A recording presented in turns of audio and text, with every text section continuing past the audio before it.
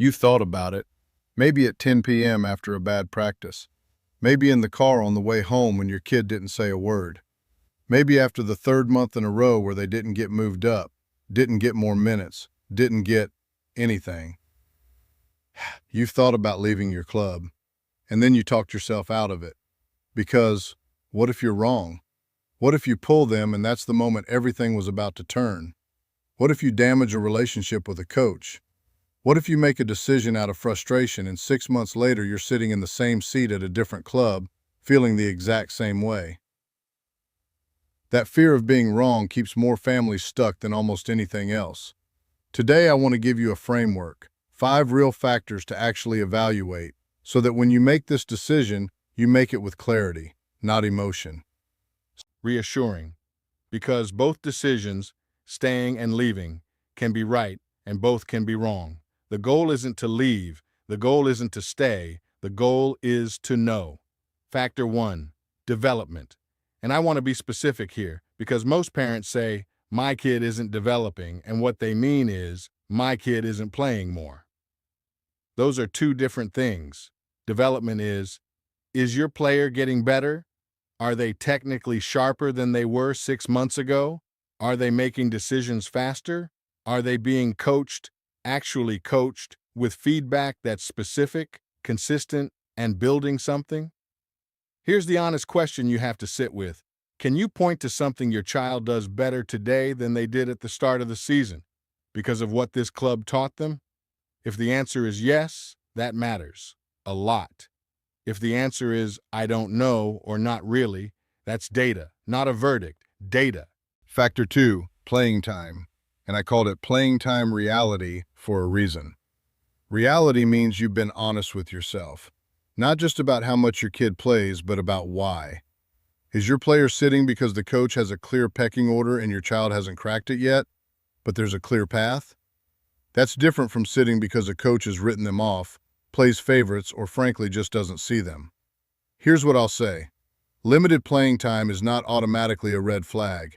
It becomes one when there's no growth path, no honest conversation available, and no accountability. Have you had the conversation with the coach? Not venting, an actual calm, where does my child stand and what do they need to do to earn more minutes conversation. If you haven't done that, you don't have complete information yet. Factor 3, coaching. How?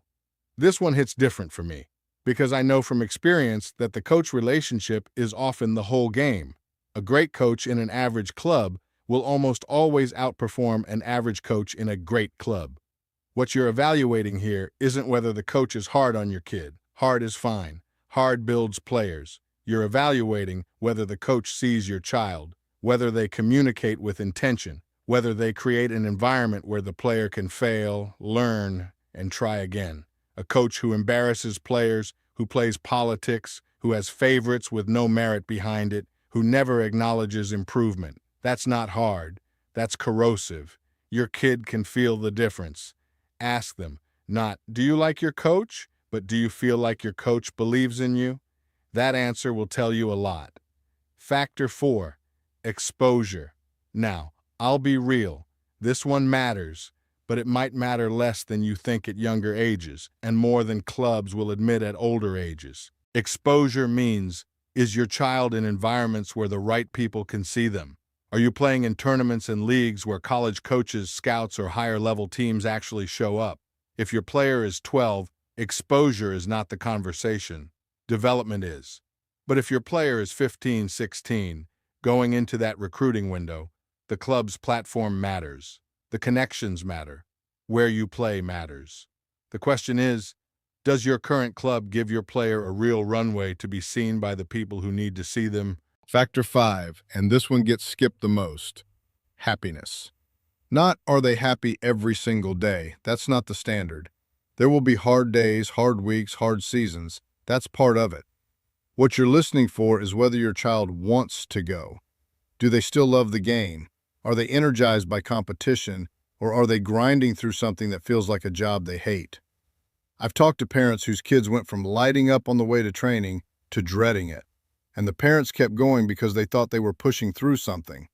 Sometimes you're pushing through, Sometimes the environment is slowly taking something away from your kid that's very hard to get back. The love of the game is not guaranteed. Protect it. Okay, here's where I have to stop you, because some of you heard all 5 of those factors and you're building a case in your head right now. Curious. You're mentally scoring your club and you're losing on every point. And I want to name something. Not all frustration means a bad environment. Frustration can mean your player is being pushed past their comfort zone. Frustration can mean the standard is higher than your child has met yet. Frustration can mean growth, and growth is uncomfortable. The question is not, are we frustrated? The question is the frustration moving towards something, or is it just sitting there? If the frustration has a path, a coach you can talk to, a skill your player is working on, a level they're chasing, that's not a reason to leave. That might be exactly the reason to stay.